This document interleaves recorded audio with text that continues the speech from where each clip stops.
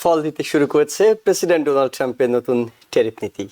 জাপানের সাথে ইতিহাসের সবচেয়ে বড় বাণিজ্য সমঝোতা সইয়ের দাবি করলেন প্রেসিডেন্ট ট্রাম্প। আমেরিকার $550 বিলিয়ন বিনিয়োগ করবে টোকিও। প্রেসিডেন্ট মনে করছেন এখান থেকে 90% মুনাফা ঘরে তুলবে ওয়াশিংটন। এছাড়া দেশটি থেকে পণ্য আমদানিতে 25%-এর পরিবর্তে 15% ট্যারিফ গুনতে হবে। সব মিলে এই বাণিজ্য সমঝোতায় দেশে শত শত হাজার কর্মসংস্থান সৃষ্টি হবে বলে মনে করেন প্রেসিডেন্ট। এদিকে ইউরোপিয়ান ইউনিয়নের প্রতিনিধিদের সাথে বাণিজ্য সমঝোতা হওয়ার পর এটাও ট্যারিফ নীতির অন্যতম সাফল্য হিসেবে দেখা হবে। এদিকে দ্বিতীয়বারের মতো সাবেক ডেমোক্রেটিক প্রেসিডেন্ট বারাক ওবামার বিরুদ্ধে গুরুত্বপূর্ণ নথি প্রকাশের কথা জানালেন ন্যাশনাল ইন্টেলিজেন্সের ডিরেক্টর তুলসী গ্যাবার্ড। নির্বাচন নিয়ে গোয়েন্দা তথ্য বিকৃতিতে জাস্টিস ডিপার্টমেন্ট আইনি পদক্ষেপ নিতে পারে বলেও জানান তিনি। নির্বাচনে রাশিয়ার হস্তক্ষেপ নিয়ে একটি মিথ্যে নাটক সাজিয়েছিল তৎকালীন ওবামা প্রশাসন। তৎকালীন ডেমোক্রেটিক প্রেসিডেন্ট প্রার্থী হিলারি ক্লিন্টনকে জয়ী করতে দেশের সব গোয়েন্দা সংস্থাকে ব্যবহার করেছিলেন সাবেক প্রেসিডেন্ট ওবামা। বুধবার হোয়াইট হাউসের সংবাদ সম্মেলনে এমনটাই দাবি করেন ন্যাশনাল ইন্টেলিজেন্স ডিরেক্টর তুলসী। তিনি অভিযোগ করেন ডোনাল্ড ট্রাম্প যেন প্রেসিডেন্ট হতে না পারেন সেজন্য ওবামা প্রশাসন সর্বাত্মক চেষ্টা করেছিল। এফবিআই, সিআইএ, জাস্টিস ডিপার্টমেন্ট থেকে শুরু করে রাষ্ট্রীয় সব সংস্থাকে তৎকালীন প্রেসিডেন্ট বারাক ওবামা হাতিয়ার হিসেবে ব্যবহার করেছিলেন বলেও অভিযোগ করেন গ্যাবার্ড। একই সাথে ওবামার বিরুদ্ধে 2016 সালের নির্বাচনে বিশ্বাসঘাতকতার অভিযোগ করেছেন প্রেসিডেন্ট ডোনাল্ড ট্রাম্প। তিনি বলেন ওবামার বিরুদ্ধে ব্যবস্থা নেওয়ার সময় এসেছে। নির্বাচনে রুশ হস্তক্ষেপে মিথ্যাচারের দায়ে সাবেক প্রেসিডেন্ট বারাক ওবামাকে কংগ্রেসের মুখোমুখি করার ইঙ্গিত দিয়েছেন হাউস স্পিকার মাইক জনসন। গণমাধ্যমে তিনি জানান ওবামার মিথ্যাচার নিয়ে স্পেশাল কাউন্সিল নিয়োগ করা যায় কিনা তা খতিয়ে দেখা হচ্ছে। তবে সাবেক প্রেসিডেন্ট ওবামার মুখপাত্র প্যাট্রিক রুডেনব্রুক অভিযোগ করেছেন রাষ্ট্রদ্রোহিতার অভিযোগ এনে অ্যাপেস্টিন কেলেঙ্কারি ধামাচাপা দেওয়ার প্রচেষ্টা চলছে। তিনি বলেন 2016 সালের প্রেসিডেন্ট নির্বাচনে ওবামার বিরুদ্ধে ষড়যন্ত্রের অভিযোগ সম্পূর্ণ মিথ্যে। এদিকে আজ এক এক্সক্লুসিভ রিপোর্টে দ্য ওয়াল স্ট্রিট জার্নাল জানিয়েছে গত মে মাসেই অ্যাটর্নি জেনারেল পাম বন্ডি প্রেসিডেন্টকে জানিয়েছেন অ্যাপেস্টিনের লিস্টে প্রেসিডেন্টের নাম রয়েছে। ইসরায়েল প্রসঙ্গ। গাজা ও সিরিয়ায় গত সপ্তাহে ইসরায়েলের কর্মকাণ্ডে বিস্মিত হয়েছেন president Donald Trump. White house জানিয়েছে উভয় ক্ষেত্রেই ইসরায়েলি প্রধানমন্ত্রী বেঞ্জামিন নেতানিয়াহুকে ফোন করে বিষয়টি সংশোধনের আহ্বান জানিয়েছেন তিনি। বিভিন্ন সূত্রের মতে বিষয়টি দুই নেতার মধ্যে সম্পর্ক দিন দিন আরো উত্তেজনাপূর্ণ হয়ে ওঠার ইঙ্গিত দিচ্ছে। গত বৃহস্পতিবার গাজার একমাত্র ক্যাথলিক গির্জায় ইসরায়েলি হামলার ঘটনায় তাৎক্ষণিক প্রেসিডেন্ট ট্রাম্প নেতিবাচক প্রতিক্রিয়া জানান। তিনি নেতানিয়াহুকে টেলিফোন করে নিজের অসন্তোষ প্রকাশ করেন এবং হামলাটি ভুল ছিল বলে ইসরায়েলি প্রধানমন্ত্রী যেন একটি বিবৃতি দেন তা নিশ্চিত করতে চান। একইভাবে সিরিয়ার রাজধানী দামেস্কে সরকারি ভবন লক্ষ্য করে ইসরায়েলি বিমান হামলার খবরে ট্রাম্প বিস্মিত হন। প্রেস সচিব ক্যালোরাইন লেভিট সাংবাদিকদের বলেন সিরিয়ায় বোমাবর্ষণ ও গাজার ক্যাথলিক গির্জায় হামলার ঘটনায় প্রেসিডেন্ট বিস্মিত হয়েছেন। বাংলাদেশ প্রসঙ্গ। একদিকে মাইলস্টোন স্কুলে সামরিক বিমান বিধ্বস্তের ঘটনা, অন্যদিকে অন্তর্বর্তীকালীন সরকারের 1 বছরের দায়িত্ব পালনে নানা অদক্ষতার বিষয়টি নিয়ে অসন্তোষ বিরাজ করছে অনেকের মনে।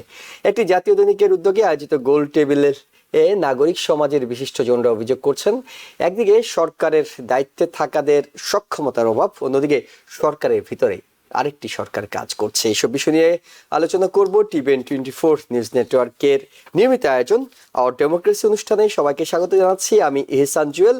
আমাদের সাথে বিশেষজ্ঞ আলোচক হিসেবে যুক্ত হচ্ছেন সাউথ ক্যারোলাইনা স্টেট ইউনিভার্সিটির প্রফেসর ডক্টর শফিকুর রহমান এবং নিউ জার্সির Monmouth university school of social ওয়ার্কের ডিন প্রফেসর ডক্টর গোলাম এম মাদবর। আপনাদের দুজনকেই স্বাগত জানাচ্ছি। যে বিষয়গুলো নিয়ে আলোচনা করতে চাই, প্রেসিডেন্ট ট্রাম্পের ট্যারিফ নীতির নানা নেতিবাচক দিক কিংবা সমালোচনা, অনেক আলোচনায় আমরা এই ডেমোক্রেসি অনুষ্ঠানে করেছি। তবে বিবিসির রিপোর্ট বলছে যে এটির ইতিবাচক ফল আসতে যাচ্ছে। প্রফেসর ডক্টর শফিকুর রহমান, আপনার কাছে যেটি জানতে চাই, জাপানের সঙ্গে যে সমঝোতাটি তিনি সই করলেন এবং ইউরোপীয় ইউনিয়ন এখন পাইপলাইনে আছে, তাদের সঙ্গে যদি এটি শেষ পর্যন্ত হয়ে যায় সমঝোতাটি, তাহলে অনেকে মনে করছেন প্রেসিডেন্ট ডোনাল্ড ট্রাম্প ট্যারিফকে অস্ত্র হিসেবে ব্যবহার করে আমেরিকা অর্থনীতিকে শক্তিশালী করার যে লক্ষ্য কিংবা পদক্ষেপ নিয়েছেন সেটির পথেই তিনি হাঁটছেন। আপনি একমত কিনা? হ্যাঁ এবং না, আমি দুটো দিকেই বলবো। কারণ অত্যন্ত একটা বড় রকম সুযোগ রয়েছে এখন। যদি জাপানের সাথে ভালোভাবে 15% এগ্রিমেন্টে আসতে পারে এবং তার নিচেও যদি হতে পারে, তাহলে হয়তো জাপান এগিয়ে আসবে। তো জাপান যে $550 বিলিয়ন কমিটমেন্ট করেছে, এটা কোথায় যাবে, কিভাবে হবে এবং কোন ধরনের ইনভেস্টমেন্ট হিসেবে ব্যবহৃত হবে, এই ধরনের বিভিন্ন রকম প্রশ্ন কিন্তু আমাদের মনে, ইকোনমিস্টদের মনে, যারা ব্যবসায়ী তাদের মনে এবং অন্যদের সবার মনে রয়েছে। কাজী এই যে নাম্বারগুলো বলছে, এটা কত বছরে, কত টার্মে, কিভাবে হবে, এটা কি 1 বছরের জন্য নাকি প্রতি বছরের জন্য, বিভিন্ন রকম ডিটেলে কোনো এখনো ওই রকম আলোচনা হয়নি। তবে আমার কাছে যেটা মনে হয়, এটা একটা অত্যন্ত বড় রকম সুযোগ।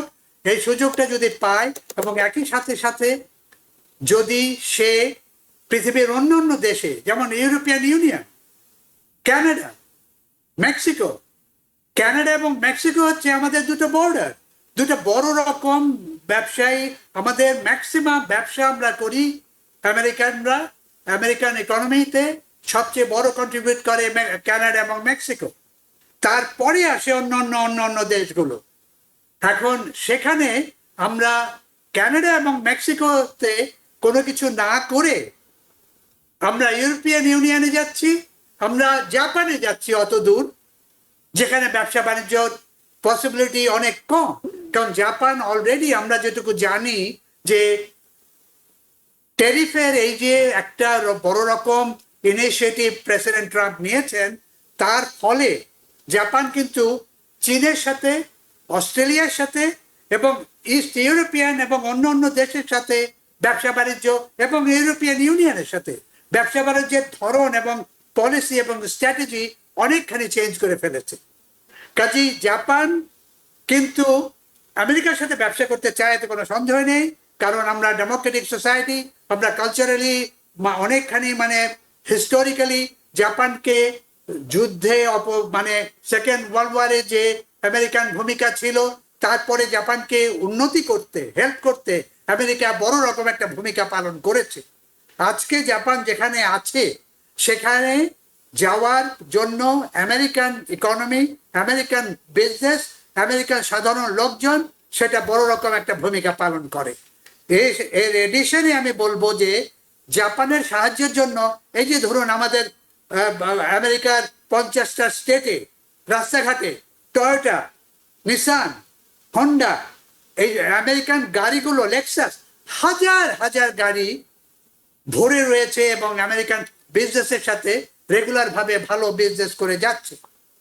কম দামে, আমেরিকান গাড়ির চেয়েও অনেক কম দামে তারা এই সব গাড়ি দেওয়ার চেষ্টা করে এবং এসব জাপানি টেকনোলজি, জাপানের গাড়ি অনেক রিলায়েবল, স্যাটেলাইট এবং অন্য এরিয়া যেসব জায়গায় কাজ করে, অনেক more reliable than any other countries.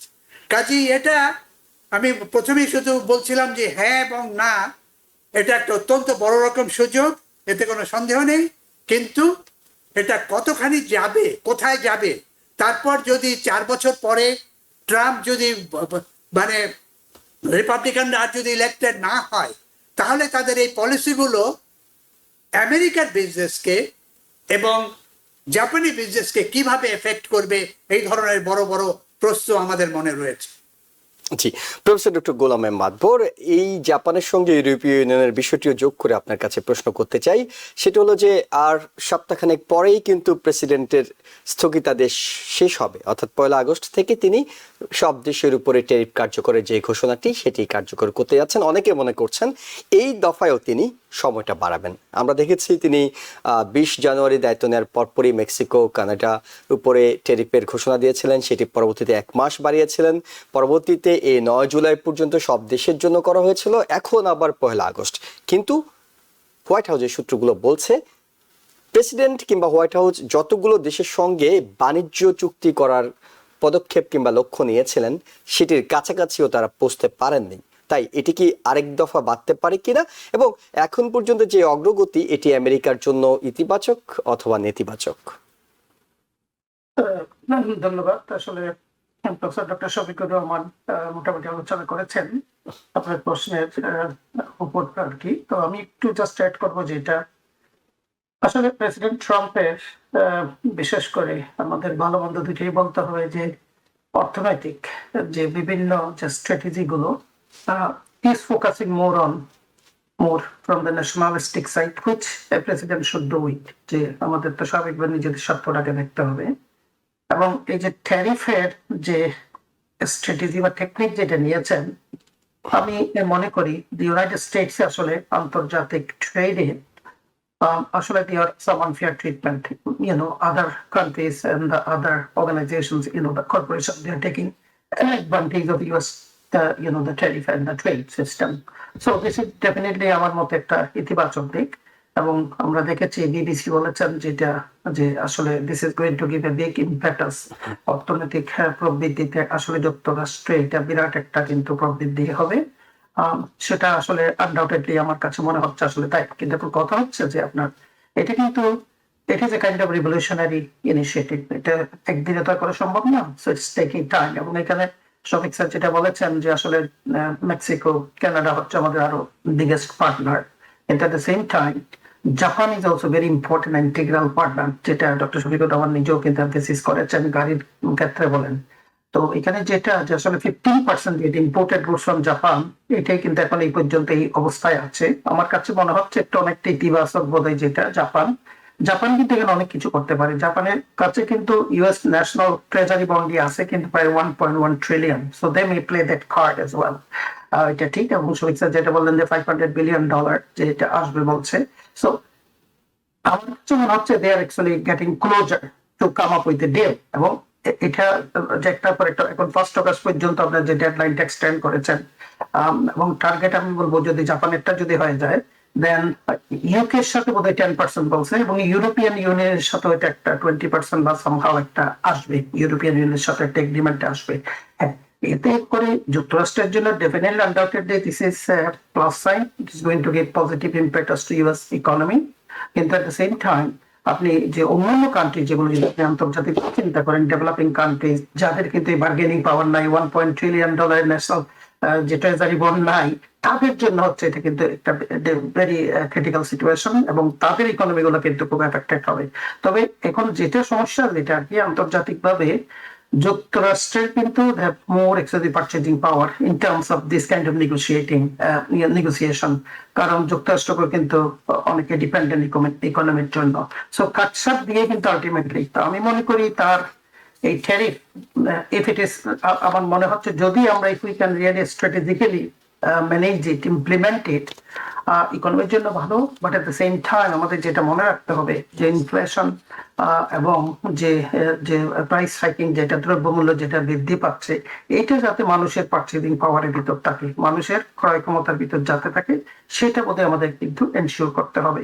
So undoubtedly আমি যেটা বলবো, আমরা হা না প্রশ্নে ইটস এ গুড ইনিশিয়েটিভ, যেটা ডক্টর শফিকুর রহমান যেটা বললেন যে না হা ওর না, যে কন্ডিশনাল যেগুলো আমি বললাম এগুলো আমরা কিভাবে মিট আপ করতে পারবো।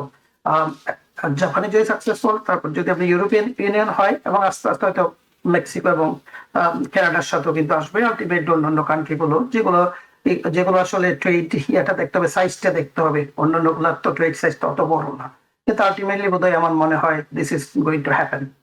বাট again I'm saying যেটা হচ্ছে আপনার আমাদের যাতে মানুষের ক্রয় ক্ষমতার মধ্যেই যেতে, কারণ আপনার ট্যারিফের ফলে কিন্তু জিনিসপত্রের দাম বেড়ে যাবে। সেফটি নেটটা, সোশ্যাল সেফটি নেট সাধারণ মানুষের জন্য আমরা অলরেডি দেখতেছি প্রাইস হাইকিং হচ্ছে, it's because of this tariff, all this going on, even implement হওয়ার আগেই কিন্তু আমরা এটা শুরু হয়েছে, কারণ অল কাইন্ডস অফ অ্যাপ্রিহেনশন এখন তো যে আন্তর্জাতিক সিস্টেমে কিন্তু ইমিডিয়েটলি কিন্তু এফেক্ট করতে থাকে। সো অ্যাগেইন আমিও ওনার সাথে অনেকটা হারার মতো, বাট আমি বলবো যে this is definitely, as a president, if I would become a president, I would definitely look at my interest of the country, interest of the people. স্বাভাবিকভাবে it is a new technique and new strategy. He's a businessman, so we know that actually, he knows all those negotiation technique. He knows all those economic, the factors that's going to contribute to the country's economy. Okay, professor doctor Shafiqur Rahman, অর্থনীতির পরে রাজনৈতিক ইস্যুতে যেতে চাই। রাজনীতিতে গত সপ্তাহ দুয়েক ধরে অ্যাপস্টেনের বিষয়টা অনেক বেশি আলোচিত ছিল, কিন্তু আবার গত 3-4 দিন ধরে যেটি আসছে আলোচনায় সেটি হলো বারাক ওবামাকে টেনে নিয়ে আসা হয়েছে 2016 সালের পুরনো নির্বাচনের একটা ইস্যু, যে তখন বারাক ওবামা প্রশাসন দাবি করেছিল প্রেসিডেন্ট ডোনাল্ড ট্রাম্প, অর্থাৎ তখনকার নির্বাচনে ডোনাল্ড ট্রাম্পকে রাশিয়ার পক্ষ থেকে নানা ধরনের সহযোগিতা করা হয়েছে, হ্যাক করা হয়েছে রাশিয়ার পক্ষ থেকে, এবং ডোনাল্ড ট্রাম্পের পক্ষে কাজ করেছে রাশিয়া। এটি বারাক ওবামা প্রশাসন তখন বলেছিল। কিন্তু এখন এই মুহূর্তে তুলসী গ্যাবার্ড, ন্যাশনাল ইন্টেলিজেন্স ডিরেক্টর, তিনি বলছেন বারাক ওবামা প্রশাসন এই দাবিটিকে প্রমাণ করার জন্য কিংবা এই দাবিটি বাস্তবে রূপ দেওয়ার জন্য সবগুলো গোয়েন্দা সংস্থাকে ব্যবহার করেছে, যেটি ক্ষমতার এক ধরনের অপব্যবহার, এবং এটি নিয়ে প্রেসিডেন্ট ট্রাম্প তাকে বিশ্বাসঘাতক বলছেন, স্পেশাল কাউন্সিল নিয়োগ দেওয়ার কথা বলছেন স্পিকার, অর্থাৎ নানা কিছু ঘটছে। শেষ পর্যন্ত কেউ মনে করছেন অ্যাপস্টেন অথবা বারাক ওবামা, কোনটি আসলে প্রকট হয়ে উঠবে সামনের দিনগুলোতে আলোচনায়? কোনটা প্রকট হয়ে উঠবে সেটা একটু পরে আসি। আমি যেটা বলতে চাইবো সেটা হচ্ছে যে প্রেসিডেন্ট ট্রাম্পের যে গত 10 মাসের মতন 8-9 মাসের মতন যে অ্যাডমিনিস্ট্রেশন হচ্ছে, 6 মাস, জি, 6 মাসের মতো অ্যাডমিনিস্ট্রেশন হয়েছে, এই অ্যাডমিনিস্ট্রেশনের সে অনেকগুলো কাজ হাতে নিয়ে যে যার ইলেকশন প্রমিস গুলো ছিল সেগুলো করে এসে বা অন্যান্য গুলো এসে প্রত্যেকটা ব্যাপারই খুব একটা পরিষ্কার ডেভেলপমেন্ট, ক্লিয়ার ডিরেকশন আমরা কিন্তু পরিষ্কারভাবে পাচ্ছি না। এই যে ইমিগ্রেশনের ব্যাপারটা ধরুন, একটা বড় রকম মেস হয়ে রয়েছে। এটা যে কোথায় যাবে, কি হবে, কাকে ধরছে, কেন ধরছে না, এবং তাদেরকে কোথায় পাঠাচ্ছে, ইমিগ্রেশনের কোনো ক্লিয়ার পলিসি আমরা দেখছি না। আমরা দেখছি ক্যালিফোর্নিয়ায় একরকম হচ্ছে, বস্টনে আরেক রকম হচ্ছে, শিকাগোয় কোথা থেকে কিভাবে এটা যে কোথা থেকে কোন পলিসির ভিত্তিতে এটা আসছে এবং হচ্ছে আমরা খুব ক্লিয়ার না। কাজে সেখানে আমি বলবো যে এটা একটা বড় রকম মানে সাকসেস হচ্ছে যে আমার মনে হয় না।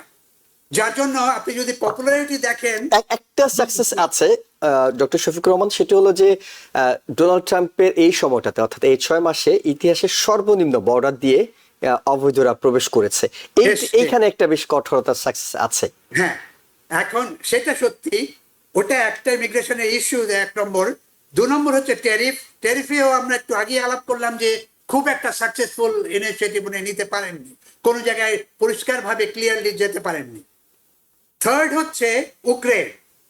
আপনি যে ইউক্রেন দেখেন, আজ পর্যন্ত ইউক্রেনে বিভিন্ন রকম কথাবার্তা হচ্ছে, উনি গিয়েই একদিনের ভেতরে 24 ঘন্টার ভেতরে সব প্রবলেম সলভ করে দেবেন, যুদ্ধ শেষ করে ফেলবেন। আমরা কোনো রকম মেজর প্রোগ্রেস, অগ্রগতি আমরা কিন্তু দেখিনি। তারপর হচ্ছে গাজা। আপনি ইসরায়েলের কথা বলছেন, একটু আগে ইসরায়েলের সম্পর্কে যে আমরা আলোচনা করব, এই যে বিভিন্ন রকম ইস্যুগুলো উনি হাতে নিয়েছেন, কোনো একটা ইস্যুতেও উনি পরিষ্কারভাবে এগোতে পারেননি। তার মানে আমি যেটা বলতে চাচ্ছি সেটা হচ্ছে যে ওনার একটা ফেইলিওর, ওনার একটা ব্যর্থতা, ওনার একটা বিভিন্ন রকম ঘটনার পর ঘটনা উনি মুখে বলছেন এবং ফলস বা মানে মিথ্যা ইনফরমেশন দিয়ে উনি ওটাকে ডিফেন্ড করার চেষ্টা করছেন। শুধু উনি না, ওনার স্টাফরা এবং ওনার অ্যাডভাইজাররা সবাই তাই করছে। এখানে আমি যেটা বলতে চাচ্ছি সেটা হচ্ছে যে ওনার যে একটু ব্যর্থতা হচ্ছে, এই ব্যর্থতাটাকে কাভার করার জন্য উনি বিভিন্ন রকম স্ট্র্যাটেজি নিয়ে আসার চেষ্টা করছেন, এবং তার মধ্যে বড় রকম স্ট্র্যাটেজি আমরা যেগুলো দেখছি, যে এই যে ট্যারিফের কথা, ট্যারিফের সাকসেস, আমরা কিন্তু এখনো পর্যন্ত কোনো ক্লিয়ার পিকচার আজ পর্যন্ত পাইনি, টু বি ভেরি ফ্র্যাঙ্ক। কিন্তু ডক্টর মাদবর যেটা বললেন একটু আগে, যে প্রাইস, জিনিসের দাম কিন্তু বাড়তে শুরু করেছে, অলরেডি বেড়ে গেছে অলরেডি। এই সুযোগটা ব্যবসায়ীরা নিচ্ছে, এই সুযোগটা এই যে বিভিন্ন রকম পোর্ট সিস্টেম এবং আমাদের যে কমিউনিকেশন সিস্টেম রয়েছে তারা নিচ্ছে। ফলে জিনিসের দাম বেড়ে যাচ্ছে অলরেডি। পরে যেটা বলবে এরা যে আমরা বাড়িয়েছি কারণ ট্রাম্পের এই পলিসির জন্য। কাজে আমি যেটা বলতে চাচ্ছি সেটা হচ্ছে যে এই যে ব্যর্থতা আসছে একটার পর একটা, এই ব্যর্থতাগুলো কভার করার জন্য উনি এপস্টাইনের মানে কেসের ইনফরমেশন ছেড়ে দেওয়ার কথা বলছেন।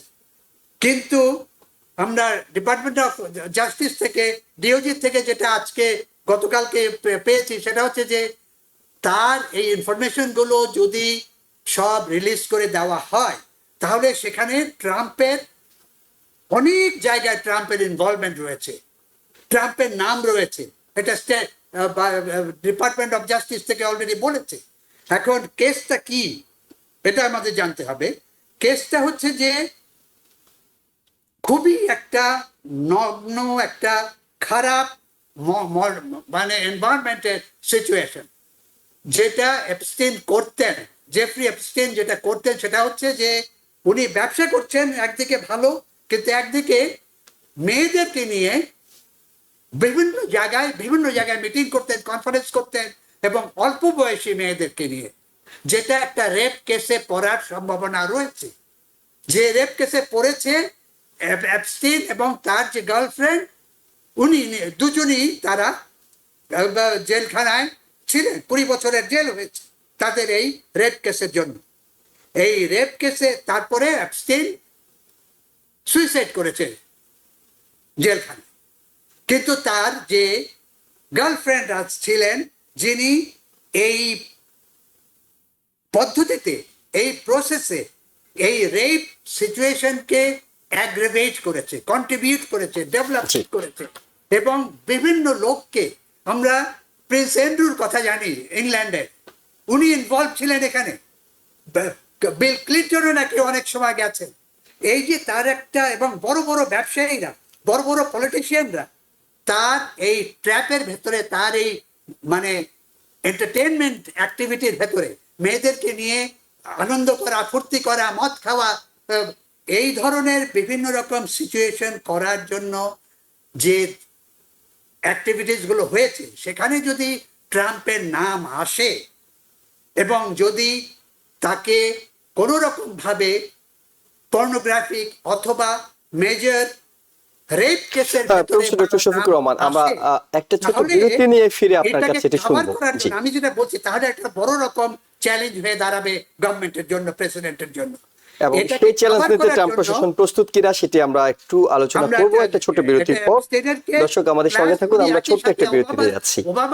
আবারও স্বাগত ডেমোক্রেসি অনুষ্ঠানে। আমাদের সাথে যুক্ত আছেন সাউথ ক্যারোলাইনা স্টেট ইউনিভার্সিটির প্রফেসর ডক্টর শফিকুর রহমান এবং নিউ জার্সি মনমাউথ ইউনিভার্সিটির প্রফেসর ডক্টর গোলাম এম মাতবর। আপনাদের দুজনকে আবারও স্বাগত। প্রফেসর ডক্টর শফিকুর রহমান, আমি খুবই দুঃখিত যে আমাকে বিরতিতে যেতে হয়েছিল, কিন্তু আমি যে বিষয়টি আপনার কাছে জানতে চাই সেটি হলো যে এপস্টেইনের এই মামলার প্রেক্ষাপট কিংবা ঘটনা প্রবাহ আমরা অনেকটুকুই জানি, যেহেতু অনেকদিন ধরে এটি আলোচনা হচ্ছে। আমি আপনার কাছে যেটি জানতে চাই, অন্যান্য বিষয়গুলোতেও শুধুমাত্র ডেমোক্রেটরা হয়তো প্রেসিডেন্টের বিরোধিতা করত, এখানে মাগা রিপাবলিকানরা তারা বলছে এটি প্রকাশ করা হোক, এবং শেষ পর্যন্ত এটি হয়তো প্রকাশ করতে হতে পারে যদি ঘর সামাল দিতে হয়। আমি আপনার কাছে যে স্পেসিফিক প্রশ্নটি রাখতে চাই সেটি হলো, প্রেসিডেন্ট ডোনাল্ড ট্রাম্প অনেক কিছু সামাল দিয়েছেন। তিনি 2টা ইমপিচমেন্ট সামাল দিয়েছেন, 34টা ফেলনি অপরাধ সামাল দিয়েছেন, 4টা মামলা সামাল দিয়েছেন, 6 জানুয়ারির মামলা সামাল দিয়েছেন। কিন্তু এপস্টেইনটা তিনি সামাল দিতে পারবেন তো?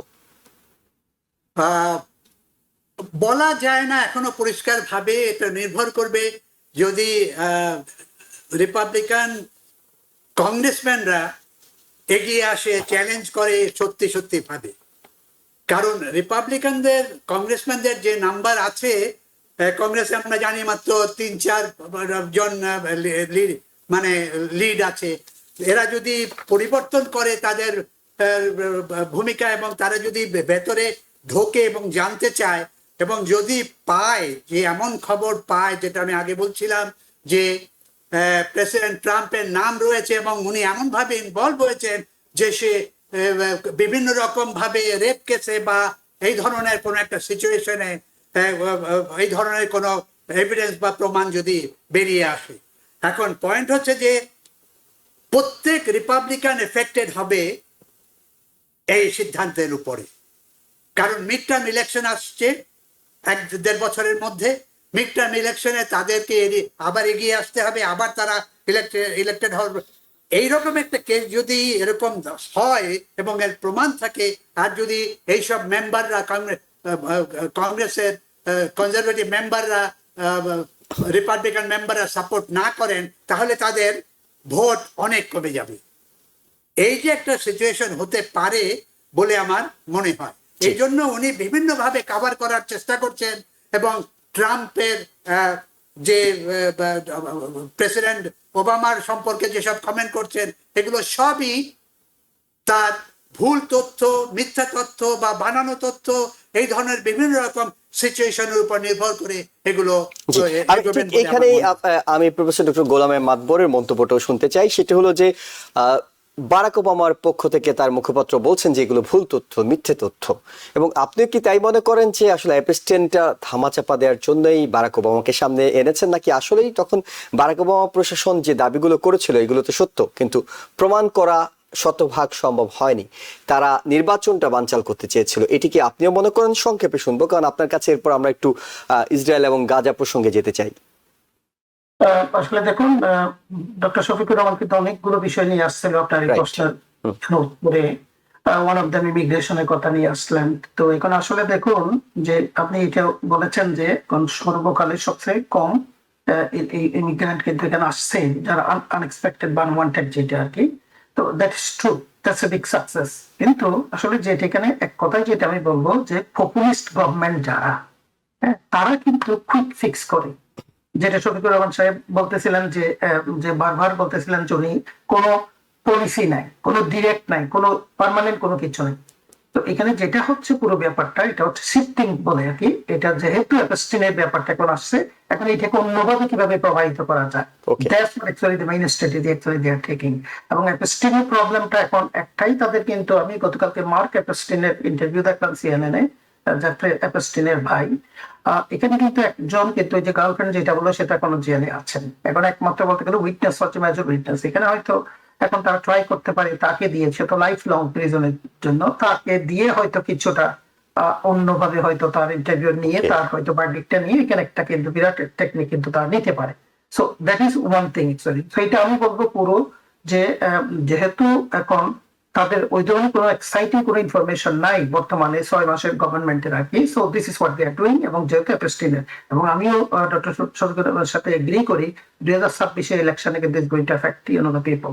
তবে আমার মনে হয়, আপনার প্রশ্ন ছিল এখান থেকে সেই পরিত্রাণ পাবে কিনা, আমার কাছে মনে হয় এখান থেকে সেই পরিত্রাণ পাবে। কারণ Republican party is not like Democratic party. তাদের সেনেট বলেন, তাদের হাউজের মেম্বার বলেন, they're really behind the leaders, no matter actually. আপনি দেখুন জানুয়ারি 6 এর ঘটনা কোথায় গেল, কিছুই তো করা গেল না। সো আর যে বারাক ওবামাকে বলছে যে দেশদ্রোহিতার তার এগেনস্টে আনছে বা তার মিথ্যার কথা বলছে, তারা চেষ্টা করেছিল ডিওজে কে ইনফ্লুয়েন্স করে বিভিন্ন যে প্রতিষ্ঠানগুলো আছে ডিওজের, সিআই থেকে বেসিক আরম্ভ করে সবগুলোকে বলতেছে যারা তা ইউজ করেছেন।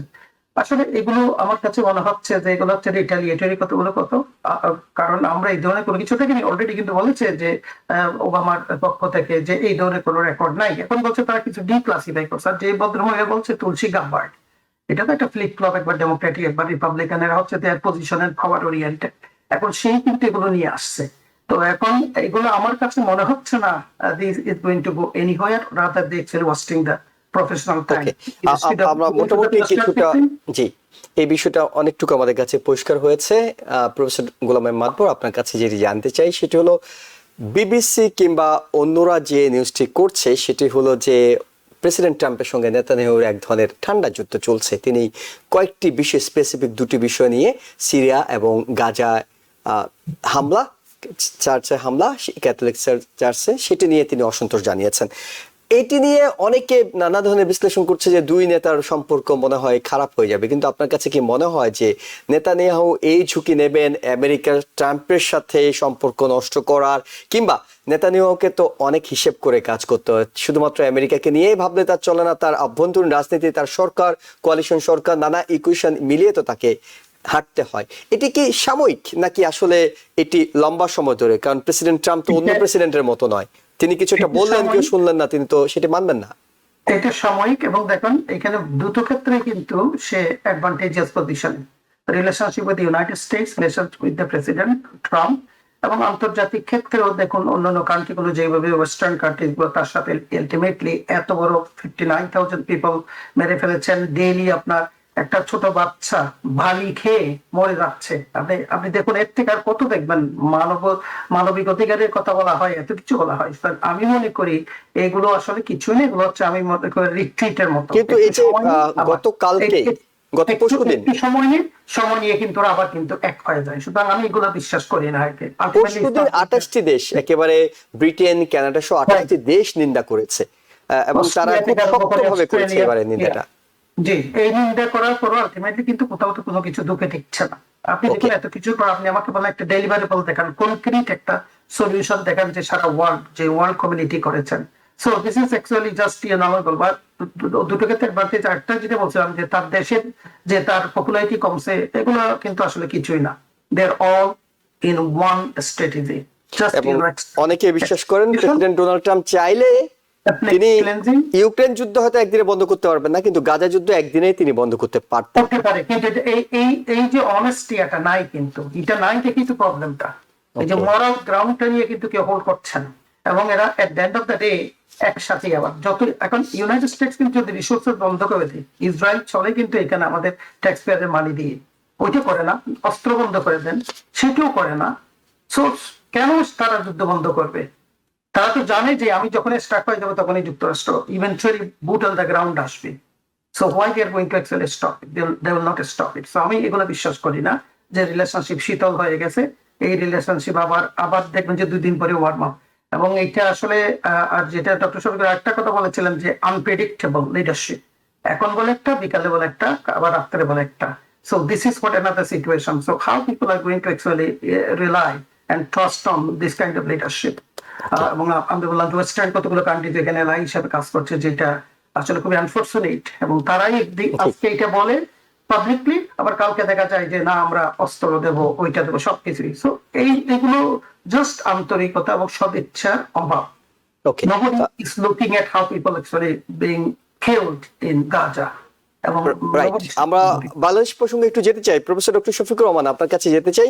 মাইলস্টোনের ঘটনা আমরা জানি, এটি নিয়ে নানা প্রোপাগান্ডা ছড়ানোর চেষ্টা হয়েছিল, অপপ্রচার হচ্ছিল, এবং কয়েকশো শিক্ষার্থী মারা গেছে, লাশ গুম করা হয়েছে, এই ধরনের নানা ধরনের তথ্যগুলো দেওয়া হচ্ছিল। তবে আইএসপিআর অর্থাৎ সেনাবাহিনীর যে পাবলিক রিলেশন উইং, তারাও বলছিল যে না, এই পরিমাণ হবে না, এবং প্রত্যক্ষদর্শীরা এখন বেরিয়ে আসছেন, তারা বলছেন না আসলে কি সংখ্যক শিক্ষার্থী সেখানে ছিলেন সেটি পরিষ্কার হচ্ছে, এবং আগামী কয়েকদিনের মধ্যে হয়তো পুরো চিত্রটি জানা যাবে কি পরিমাণ আহত নিহত হয়েছে।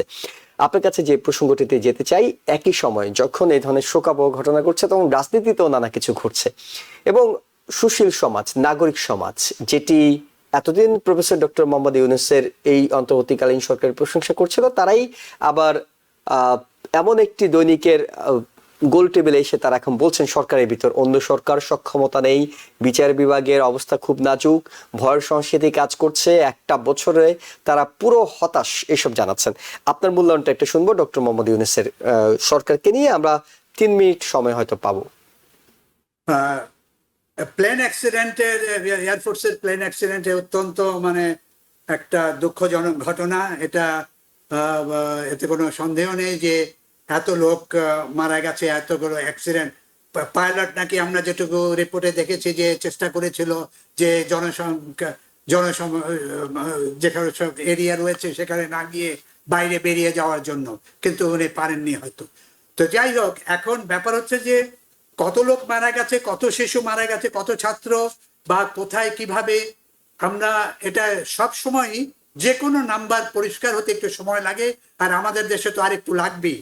আমরা গতকালকেও দেখেছি মা বাবারা ছবি নিয়ে বিভিন্ন জায়গায় বিভিন্ন হাসপাতালে যাচ্ছে, দৌড়াচ্ছে, এবং তারা কথা বলছে, তারা চেষ্টা করছে জানার জন্য যে তাদের ছেলেমেয়েরা ওখানে আছে কিনা, যারা লস্ট হয়েছে এরকম। তবে এখনো পর্যন্ত খুব ক্লিয়ার পিকচার বা আমরা পাইনি, যার জন্য আমরা বলতে পারি যে এতজন ছাত্র, এতজন শিক্ষক বা এতজন সাধারণ লোক, বাইরের লোক মারা গেছে আমরা জানি না। আহত হয়েছে কতজন সেই রকমও নাম্বার আমরা জানি না। নাম্বার নিয়ে ইটস এ গেম, এটা সব সময় হয়। তবে ডক্টর ইউনূসের গভর্নমেন্ট এটা নিয়ে রাজনীতি করবেন কিনা, পলিটিক্স করবেন কিনা, আমি সন্দেহ প্রকাশ করি। ওনার এটা কোনো লাভ নেই, বা এয়ারফোর্সের বা আমাদের ইন্টার সার্ভিসেস যে পাবলিক রিলেশন আইএসপি এজেন্সি রয়েছে, তারাও যে ওইভাবে একটা রাজনীতি করবেন এটা নিয়ে, এটা রাজনীতি করার কোনো কারণ নেই। যদি লোক সংখ্যা বেশিও হয়, বাচ্চা সংখ্যা সেই সংখ্যা বেশিও হয় বা কম হয়, সরকার যেন একটু এগিয়ে আসে সাহায্য করার জন্য, এদের ট্রিটমেন্ট করার জন্য। যেটা আমরা দেখেছি অন্য অন্য দেশ থেকে ডাক্তাররা এবং এরা আসছে সাহায্য করার জন্য। এই যে ইনিশিয়েটিভ নেওয়া, আমাদের হসপিটালগুলো ভালো কিন্তু সম্পূর্ণভাবে ভালো না ইমিডিয়েট এবং আর্জেন্ট ট্রিটমেন্ট করার জন্য। এই ধরনের একটা বড় রকম পলিসি এবং স্ট্র্যাটেজি করা উচিত। সেকেন্ড পয়েন্ট যেটা আপনি বলেছেন যে পলিটিক্যাল পার্টিজ এবং অন্যরা, পলিটিক্যাল পার্টি সবাই এই ঘটনা সম্পর্কে কন্ডেম করেছে এবং দুঃখ প্রকাশ করেছে, এবং সবাই বলেছে যে এটা সরকারের কোনো দায়িত্ব নেই এর ভেতরে, এটা আমরা পরিষ্কারভাবে জানি। কিন্তু রাজনৈতিক পরিবেশ এবং লাইফ অ্যান্ড সিকিউরিটি পরিবেশ ঢাকা সহ বাংলাদেশের অন্যান্য শহরে বেশ অনেক কঠিন হয়ে দাঁড়িয়েছে।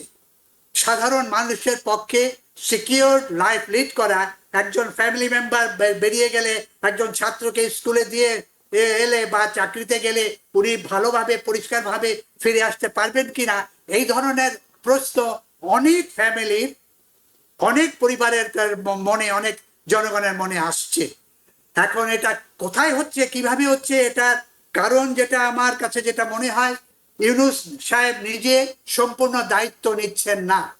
এটার কিছু দায়িত্ব আর্মির, পুলিশের, সিকিউরিটি পিপলের এবং পলিটিক্যাল পার্টি। পলিটিক্যাল পার্টিগুলো সবসময়ই ইউনূসকে সমালোচনা করে চলেছেন, এক দুই পার্টি যারা উইক পার্টি তারা বাদে। তো বড় পার্টি বিএনপি যেটা, সেটা সবসময় সমালোচনা করেছেন, যার পক্ষে, যার কারণে ইউনূস সঠিকভাবে এগিয়ে এসে কোনো একটা ক্লিয়ার প্ল্যান কখনো নিজে বলছেন না। আমরা জানি যে কমিশন হচ্ছে এবং যেটা রিফর্ম কমিশনের রিপোর্ট আগামী জুলাইয়ের শেষের ভেতরে আসার কথা, এটা যদি আসে তাহলে আমরা বুঝতে পারবো যে এখানে আবার পলিটিক্যাল পার্টি বিভিন্ন মতামত দিচ্ছে, তারা কোনো একমত হতে পারছেন না। এইসব কারণে যে একটা কনফিউশন রয়েছে, সেখানে আর্মিরও সম্পূর্ণ রকম সাপোর্ট এবং ভূমিকা আমরা এখানে দেখতে পাচ্ছি না। একই সাথে পুলিশ, সিকিউরিটি, এইরকম সাপোর্ট আমরা এদের কাছ থেকে ডক্টর ইউনূসের গভর্নমেন্টের জন্য পাচ্ছে বলে আমরা 100% শিওর ভাবে বলতে পারি না। এই সিচুয়েশনে ডক্টর ইউনূস একা কি করবে বলা খুবই কঠিন কাজ। ওকে, আমরা এইখানেই হয়তো আপনাকে একটু থামাতে হচ্ছে। প্রফেসর ডক্টর গোলাম মাতবর, একই প্রশ্ন আপনার কাছে, একেবারে স্পেসিফিক সরকারের ভিতরে, সরকার নিয়ে। দেখুন, আসলে এগুলো সবকিছু হচ্ছে আপনার দুটো ইস্যুতেই আমি বলবো। আমাদের সবচেয়ে বড় অভাব যেটা, সেটা হচ্ছে জাতীয় সংহতি। এবং তারপরে আমি বলছি যে আসলে দেখুন, এটা এমন একটা হৃদয় বিদারক ঘটনা, এটা একটা অ্যাক্সিডেন্টের মাধ্যমে হয়েছে। এবং এইখানে দেখুন যে এতগুলো মানুষ মারা গেছে, বিশেষ করে কোমলমতি শিশুগুলো। আমরা সবাই জানি যে আমরা উই আর অল শকড। কিন্তু এর মধ্যে এই যে ইস্যু নিয়ে যেভাবে পলিটিক্যালাইজ করার চেষ্টা করছে, blaming the victim, who is going to be victim, who did not do what. বিমান বাহিনীর প্রধান তো নিজেই স্টেটমেন্ট দিয়েছেন, আমরা কোনো সময় কোনো কম্প্রোমাইজ করি না সেফটি সিকিউরিটির ক্ষেত্রে। এই প্লেন গুলো তো আসলে অনেক পুরনো প্লেন, তো স্বাভাবিকভাবে যান্ত্রিক গোলযোগ দেখা যেতে পারে এবং এটা হয়েছে। কথা হচ্ছে জাতীয় সংহতি না থাকলে, আর এখন পলিটিক্যাল পার্টি গুলো বিশেষ করে যে ইস্যু গুলো দিচ্ছে, যে ডক্টর শফিকুর রহমান বললেন কয়েকটা উইক পার্টি ছাড়া কেউ কিন্তু একেবারে 100% is not running behind professor Mohammad Yunus. That's very true. ওরা কিন্তু এখন এটাকে ইস্যু করে অর্থাৎ ব্যর্থতা দেখাতে চাচ্ছে আর কি, এই সরকার ব্যর্থ। আর দেবপ্রিয় ভট্টাচার্য সিপিডির যে খুবই হাইলি রেসপেক্টেবল পার্সন, উনি যেটা বলেছেন, সরকারের ভিতরেই সরকার। আসলে আমি ওনার কাছে আরেকটু ক্লিয়ারলি চাচ্ছিলাম যে ওনার মধ্যে একটু খোলাসা করে বলা উচিত ছিল, ওনার মধ্যে একজন বুদ্ধিজীবী যে হাইলি রেসপেক্টেড বলা উচিত ছিল আর কি, এবং যে তিনি অন্তর্বর্তীকালীন সরকারের একটি কমিটিরও দায়িত্বে ছিলেন। দায়িত্বে ছিলেন এবং হ্যাঁ উনি নিজেও কিন্তু যেহেতু ছিলেন, সুতরাং আমার মনে হয় একটু ক্লিয়ারলি বললেই বেটার হতো, এইভাবে ধোঁয়াশা করে না রেখে আর কি। হ্যাঁ আমি বলবো যেটা সবসময় কিন্তু একটা ইনার সার্কেল থাকে, যে কোনো গভর্নমেন্ট লিডারশিপ পজিশনে কিছু অভিজ্ঞতা আছে, আমি লিডারশিপের উপর পড়াই, আসলে স্বাভাবিক একটি ইনার সার্কেল থাকে। আমার মনে হচ্ছে হিন্টেড টুয়ার্ডস ইট, অথবা আমি জানি না অন্য বহিরাগত পলিটিক্যাল পার্টি হয়তো ইনভলভমেন্ট এখানে বলছে কিনা, তো সেটা আমাদের প্রতি একটু ক্লিয়ারলি বললে বোধহয় বেটার হতো আর কি, তাহলে আমরা। তবে যেটা এখন হচ্ছে দেশে আর কি, আমি বলবো ডক্টর মোহাম্মদ ইউনূসের সরকার যেটা সবচেয়ে বড় ভুল করেছেন, প্রথমে এসেই যে দুর্নীতি, যেটার জন্যই কিন্তু বৈষম্য, হিলিং, এই বিচারগুলো কিন্তু আগে করা উচিত ছিল। ওনারা কিন্তু এখন করতেছে এগুলো, এগুলো করলে কিন্তু মানুষের একটা হতো, এবং যে করাপ্টেড যে আমলাতন্ত্র আছে বা যে সরকারে যারা পলিটিশিয়ান আছে, তাদেরকে কিন্তু যদি আইনের সামনে আনতে পারতো, তাহলে কিন্তু এটা আমার মনে অনেকটা কিন্তু এটা কিন্তু আপনার ইয়া হতো, অনেকটা প্রশমন হতো, কিন্তু সেটা কিন্তু তারা করতে পারেন নাই, যেটা এখন করছে, যেটা অতীতে ফখরুদ্দিনের সরকারের সময় যেটা করছিল ফখরুদ্দিন, তারা কিন্তু প্রথমেই কিন্তু এদেরকে কিন্তু আমি তাদের পক্ষে বিপক্ষে বলছি না, এইটা বোধহয় একটু ভুল হয়ে গেছে। এখন দেখুন একদিকে হচ্ছে দেশের শাসনতন্ত্র, বিচার ব্যবস্থা, আইন শৃঙ্খলা বাহিনী, কোথাও কিন্তু ডক্টর মোহাম্মদ ইউনূসের কিন্তু 100% নিয়ন্ত্রণ নেই। সবচেয়ে বড় কথা হলো যে যারা ডক্টর শফিক, আপনি সম্ভবত 30 সেকেন্ড সর্বোচ্চ আমরা দিতে পারবো আপনাকে। এখানে বিএনপির যেটা একটা বড় রকম ভূমিকা রয়েছে, বড় পলিটিক্যাল পার্টি হিসেবে, সেই ভূমিকাটা কিন্তু বিএনপি পালন করছে না আমার কাছে যেটা মনে হয়। বিএনপির এগিয়ে আসা উচিত একটা পরিষ্কার, এই অবস্থায় যেন ট্রানজিশনাল গভর্নমেন্টকে কিভাবে সাপোর্ট করে একটা নির্বাচনের দিকে নিয়ে যেতে পারে, সেটা সাপোর্ট না করে তাদের মধ্যে নানা সন্দেহ, নানা অবিশ্বাস কাজ করছে, তাদের মধ্যে নানা সন্দেহ, অবিশ্বাস এবং নিজেদের প্রয়োজনের জন্য এটা ভুল স্ট্র্যাটেজি, এটা বিএনপির ক্ষতি করবে। বিএনপি এগিয়ে যাওয়া উচিত এখন ইন্টারিম গভর্নমেন্টকে সাপোর্ট করে নির্বাচনের ফাইনাল দিকে চলে যাওয়া। অনেক ধন্যবাদ। বাংলাদেশের জন্য খুব একটা ভালো ভবিষ্যৎ বলে আছে বলে আমরা দেখি না, মনে করছেন না। প্রফেসর ডক্টর শফিকুর রহমান এবং প্রফেসর ডক্টর গোলাম মাতবর, আপনাদের দুজনকে অসংখ্য ধন্যবাদ আপনাদের গুরুত্বপূর্ণ মতামত এবং সময়ের জন্য। একই সাথে দর্শক যারা দেখছিলেন সবাইকে ধন্যবাদ জানিয়ে শেষ করছি আজকের মতো। আগামী কাল আবারও রাত 8টায় আওয়ার ডেমোক্রেসি অনুষ্ঠান দেখার আমন্ত্রণ জানিয়ে শেষ করছি। ভালো থাকবেন।